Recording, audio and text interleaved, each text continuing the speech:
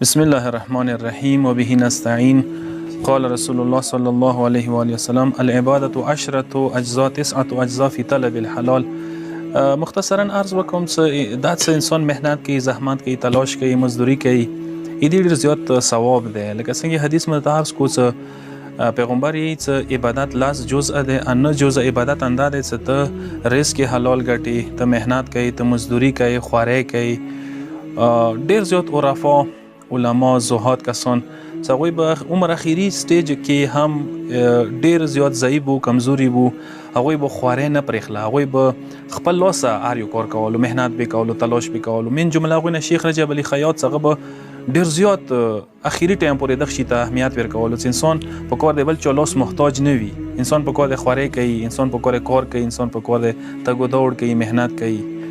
نن سبا یمو معاشرې کې افسوس خبره ده چې ډیر جوانان چې هغوی شباب کې دوی هغه وخت کې دوی چې هغه ټایم کې بهترین کار و خوارۍ و مزدوري و محنت و تلاش کوای شي، هغوی رزق حلال ګټای شي. هغوی ناست وي وروڼو ته، پلار ته، یا تر زمانو ته، یا خونې کې جوین فیملی نظام کې هغوی ناست وي چې ستا نور دی ګټي مو دی خورو. او دا جمله ډېره ده کېږي چې یو دی وګټي سل دی وخوري، حالانکې هغه ما او تا دپاره نه دی چې هغه جوانان دي، کار کوای شي، مزدوري محنت کوای شي. د هغو دپاره دی چې هغه زړه دي، سپین ږیري دي، واړه دي، بیماران دي، زنانه دي. کوم کسان څه محنت کوای شي، تلاش کوای شي، انسان په کار دی څه لکه و مدن ویلی نه وي جوین فیملی کې ګاډي خونې کې په کار دی څه خپله حصه واچي. انسان میاشتې چاهې 10,000 شل 10,000 ویل انسان نه ګټي. قرار نستی عیب دی. لکه څنګه حدیث ده من اکل من کد یده کان یوم القیامه فی عداد الانبیاء.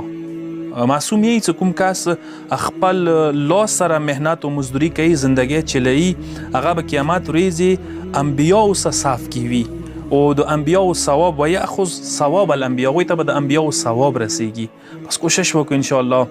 دا هم عبادت ده، هم انسان بدن صحت دپاره یو قسم ته سلامتی ده، هم انسان مصروفیت ده، هم انسان یو دا دی چې انسان بالاخره خپل صلاحیت ښیای شي، استعداد ښیای شي، هم دا دی چې انسان په خپلو خپو ودرې استقلال در کوي. نو ما و تاسو ویلي سستی تنبلی شکار شو. پروردگار عالم به مو ټولو ته توفیق نصیب کړي چې محنت مزدوری وکړو، دا ثواب نه محرومه نه شو او خپله زندګي خوشګواره کړو. والسلام علیکم ورحمة الله وبرکاته.